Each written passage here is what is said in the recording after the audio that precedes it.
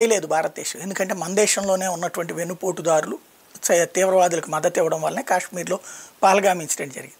But ప్రత్యక్ష యుద్ధం చేస్తే ఏం చేయగలరు నిరూపించింది. భారత దళాల మీద కాల్పులు జరుపుతుంది బోర్డర్లో, వాళ్ళకి సంబంధించిన సైన్యాన్ని లేపి చూపించింది. భారత పౌరులు చంపితే వాళ్ళ సైన్యం చచ్చారు.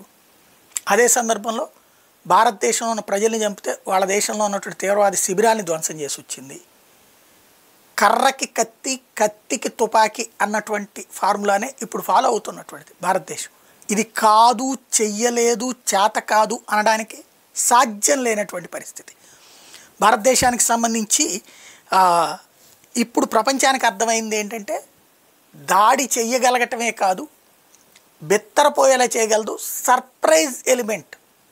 ప్రపంచంలో ఇన్ని దేశాలు ఉన్నాయి, ఇన్ని దేశాల గూఢచర్య విభాగాలు ఉన్నాయి, ఇన్ని దేశాలకు సంబంధించినటువంటి శాటిలైట్స్ ఉన్నాయి. ప్రపంచమంతా ఇటు చూస్తోంది, కానీ ఎవ్వరికి తెలియలా. దాడి చేసి ఆర్మీ చెప్పేదాకా ఎవరికి తెలియలా.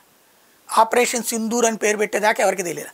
నిన్నే కొంతమంది ప్రచారం చేసిన దాని గురించి మాట్లాడుకున్నాం. ఆపరేషన్ పైథాన్ అంటున్నారు, ఏదో చుట్ట చుట్టి దాన్ని చంపేస్తుంది అన్నటువంటిది, నలిపి చంపేయడం అని.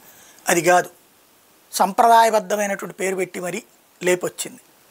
ఇది భారత్ సత్తా ఇప్పుడు ప్రపంచానికి అర్థమవుతోంది.